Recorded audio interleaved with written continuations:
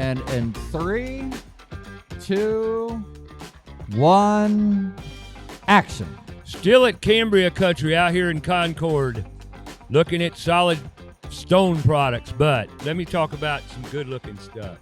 I got this gentleman beside me, Andy. Andy, your last name? Andy Peck, P-E-C-K. Andy Peck. Talk to the mic straight up. There you go. Perfect. Andy, he's a craftsman. How do I know? Look at that. That's some pretty stuff, but you ain't seen the like of it. He's got a lot more prettier stuff than this. All of it's pretty. I don't know how you'd rate it, but at any rate. Andy, where are you from? I'm originally from Pittsburgh, but we live here in Locust, North Carolina as of 2 years ago. Really? So you moved down south 2 years ago to Locust? Yep. What's your background? I have a Ph.D. in environmental science. I'm a stream biologist by training. Wow. My hotshot wife got a hotshot job, and so we moved down here.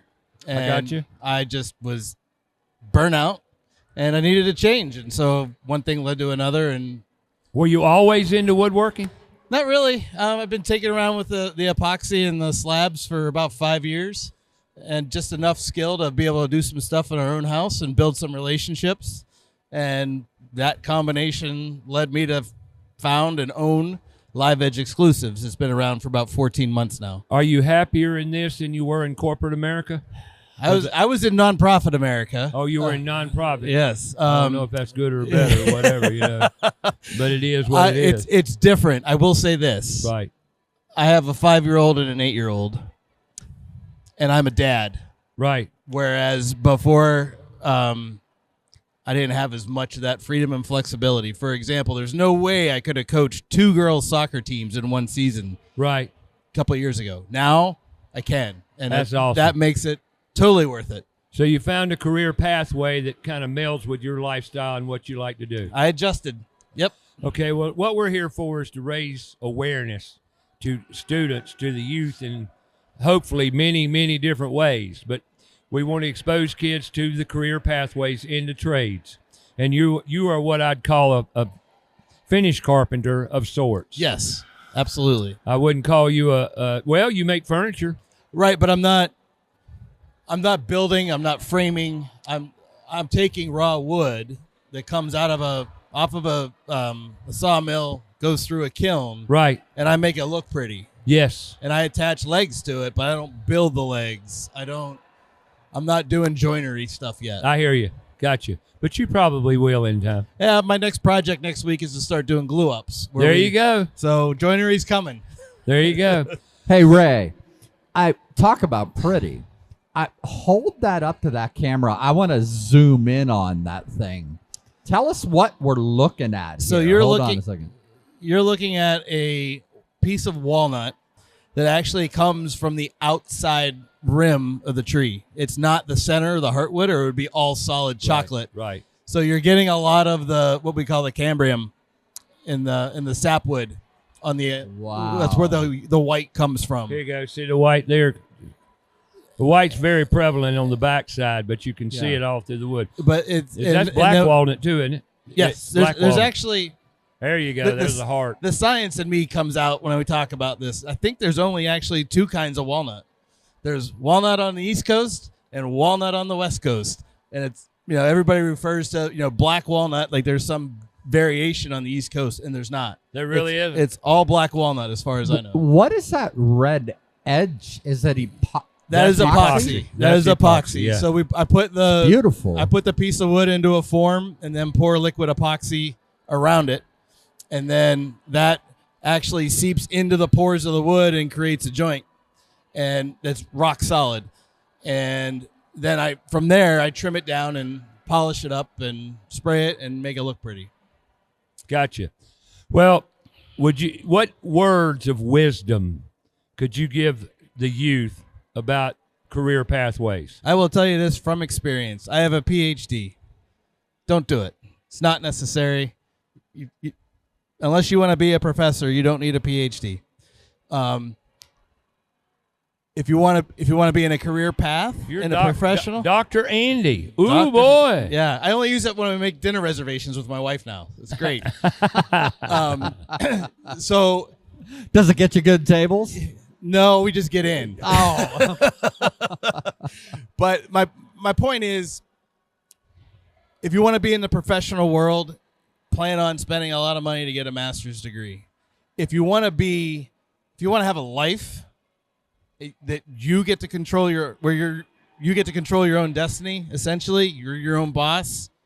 Trades are a great way to do that. No matter what you do, you're going to have to deal with people. And that can either be a blessing or a curse. Well, the most important thing we do every day is communicate. Yes, communication is key,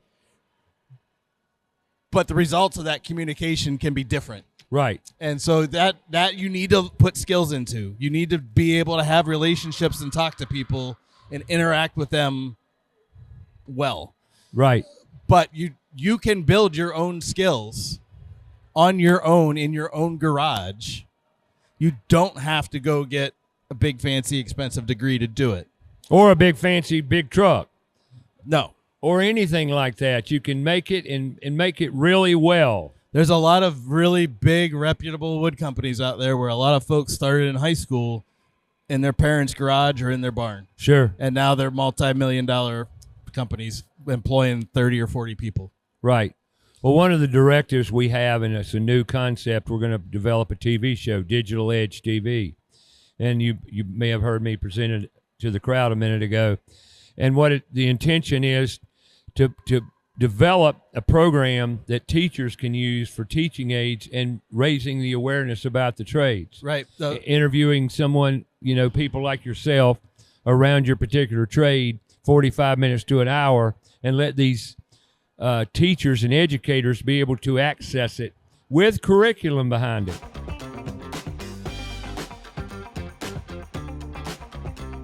One of the pieces of curriculum that I would highly recommend is Business 101, Accounting 101, Marketing 101. Those are all really important elements that you need to be able to master, because the way we live in a very complex world. Yes. Now, understanding how social media works and how you can take advantage of it or how you can get burned by it. Exactly. Is really important to understand. Right.